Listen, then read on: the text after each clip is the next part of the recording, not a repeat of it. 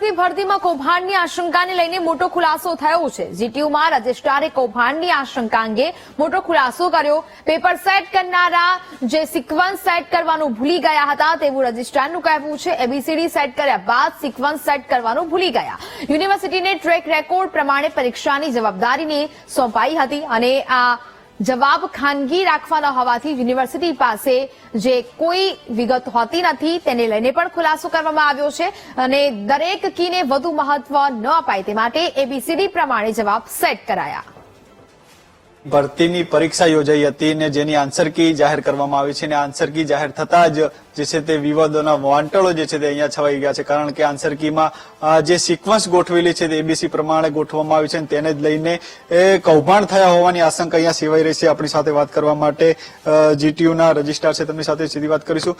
ખેર સાહેબ, જીટીયુને આ પરીક્ષા યોજવા માટેની જવાબદારી સોંપવામાં આવી હતી, કઈ રીતે અને કયા ધોરણ ઉપર આ જવાબદારી સોંપવામાં આવી હતી અને જે પ્રમાણેની હવે આન્સર કી જાહેર થઈ છે જેમાં એબીસી સિક્વન્સ ગોઠવવામાં આવી છે, તો આ પ્રયોગ હતો કે સંયોગ હતો? ન તો પ્રયોગ છે કે ન સંયોગ છે, આ સંપૂર્ણ પારદર્શક રીતે પરીક્ષા યોજવામાં આવેલી છે। યુનિવર્સિટી દ્વારા વર્ષોથી જે પરીક્ષાઓ લેવામાં આવે છે તેમાં યુનિવર્સિટીનો ટ્રેક રેકોર્ડ રહ્યો છે, ક્યારેય કશી જ પેલી થઈ નથી અને આ જે વિષય સામે આવ્યો છે એમાં પેપર સેટર દ્વારા જે આન્સર કી આપવામાં આવેલી હોય છે એ સીલબંધ કવરમાં એનું રિઝલ્ટ તૈયાર કરવા માટે આપવામાં આવતી હોય છે, એ અમને પણ ખબર નથી હોતી અને આ સંપૂર્ણ વિગત છે એની તપાસ ચાલી રહી છે અને એની સાથે તે રિઝલ્ટ અને એનો ડેટા કાઢી રહ્યા છે। અત્યારે અમે યુનિવર્સિટી દ્વારા પરીક્ષાનું આયોજન કરી અને તે જ દિવસે વિદ્યાર્થીઓની તમામ ઓએમઆર શીટ સ્કેન કરી અને તે જ દિવસે વેબસાઇટ ઉપર અપલોડ કરી દેવામાં આવેલ છે અને ડેટા હેલ્થ ડિપાર્ટમેન્ટને પણ આપી દેવામાં આવેલ છે અને ત્યાર પછી જ આ આન્સર કી છે એ પણ રિઝલ્ટ પ્રિપેરેશન માટે આપવાતી હોય છે। એટલે આન્સર કી કેવી રીતે તૈયાર કરી એનો ડેટા ખાનગી હોવાને લીધે યુનિવર્સિટીને પણ ખબર નથી હોતી કે કોઈને ખબર નથી હોતી, પરંતુ આ પેપર સેટર દ્વારા આ પ્રકારનું થયું છે તો કયા સંજોગોમાં થયું અને એના રિઝલ્ટ અને એનો બધો ડેટા એ અમે અત્યારે કઢાવી રહ્યા છે અને આવી જશે એટલે તુરંત જ વિદ્યાર્થીઓ સમક્ષ, ઉમેદવારો સમક્ષ એ મૂકવામાં આવશે। જીટીયુને કયા ધોરણ મુજબ આ પરીક્ષા યોજવાની જે છે તે જવાબદારી સોંપવામાં આવી હતી અને આ કૌભાંડ જે ઉમેદવારો કહી રહ્યા છે કે કૌભાંડ થયા હોવાની આશંકા છે, કઈ રીતે આખી સમગ્ર તપાસ થવાની છે આગામી સમયમાં?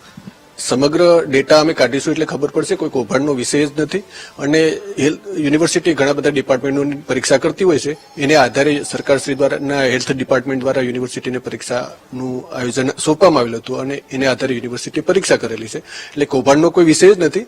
આ ક્યાં લેપ્સ રહી ગયો છે તેમનાથી સામાન્ય રીતે પ્રથમ દ્રષ્ટિએ એવું લાગ્યું છે અથવા તો એનું પેપર સેટરનું એવું એક્સપ્લેનેશન આવ્યું છે કે ભાઈ દરેક કીને સરખું વેઇટેજ મળે, કે એક કી ને કોઈ વધારે વેઇટેજ ન મળે એટલા માટે એ બેલેન્સ જાળવવા માટે પેપર એને તૈયાર કરેલું અને એ સિક્વન્સ એનાથી ચેન્જ કરવાની રહી ગઈ, એને લીધે આવું થયું છે। પરંતુ અમે તપાસ કરી રહ્યા છે અને જે કંઈ બી વિગતો હશે એ તમામ કેન્ડિડેટને પારદર્શક રીતે ધ્યાને મૂકવામાં આવશે। ભૂલ થઈ છે કે પછી કોઈ મળતિયાઓને ફાયદો કરવા માટે આ રીતનું જે સુનિયોજિત આયોજન કરવામાં આવ્યું છે તેને લઈને કઈ રીતની તપાસ થશે? શું ઉમેદવારોના તમામ જે ઓએમઆર શીટ છે તેને લઈને કોઈ તપાસ થવાની છે ખરી? તમામ ઓએમઆર તો ઓલરેડી વિદ્યાર્થીઓને ઉપલબ્ધ કરી દેવામાં આવેલી છે એટલે તે જ દિવસે અને એ પછી તો આન્સર કી પ્રિપેર થતી હોય છે, એટલે વિદ્યાર્થીનું રિઝલ્ટ એ આન્સર કીને આધારે તૈયાર થાય એ પહેલા જ ઓએમઆર શીટ તો વિદ્યાર્થીને સ્કેનિંગ કરી અને મૂકી દેવામાં આવેલ છે, એટલે કોઈ કૌભાંડનો વિષય જ નથી। પરંતુ આ કયા સંજોગોમાં બન્યું છે એનો ડેટા પણ કઢાવી રહ્યા છે અને આની ઇમ્પેક્ટ રિઝલ્ટ ઉપર શું છે એનો બી વિગત કઢાવી રહ્યા છે। પેપર સેટ કરનારની જો ખામી સામે આવશે તો કેવા પ્રકારની કાર્યવાહી? જે નિયમ મુજબની કાર્યવાહી હશે તમામ કાર્યવાહી કરવામાં આવશે।